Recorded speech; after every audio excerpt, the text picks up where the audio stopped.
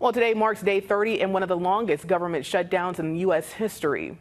At the brunt of the shutdown are federal workers and SNAP recipients who now face a potential loss of SNAP benefits come Saturday. Lawmakers are back on Capitol Hill today, continuing talks of a resolution. Meanwhile, President Trump is expected to return to the Capitol from his trip to Asia. House Speaker Mike Johnson spoke to reporters earlier today, saying Democratic senators are showing no signs of backing down and what would be the 15th vote to end the shutdown. Johnson says if a bill fails again today, SNAP program benefits will run dry, WIC assistance will be at risk, Head Start centers for children will be at risk for closure, and more federal workers will miss their paychecks.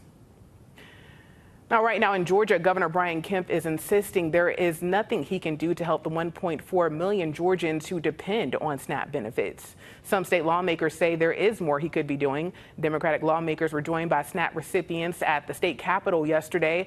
They urged Governor Kemp to declare a state of emergency and use the state's $14.6 billion surplus to keep food benefits flowing during the government shutdown. While Governor Kemp says his hands are tied, Democratic lawmakers pointed to other Republican governors like Louisiana and Virginia who are exploring emergency declarations to free up funds. However, federal officials warn states will not be reimbursed for those funds.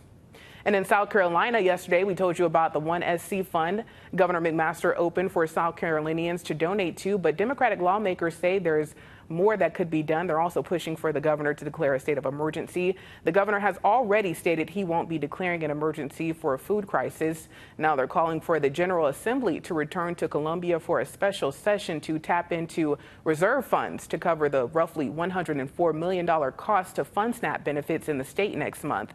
Governor McMaster noted in the face of a potential immediate crisis, a special session could be a lengthy process, and there's no guarantee that lawmakers would reach an agreement to appropriate this money.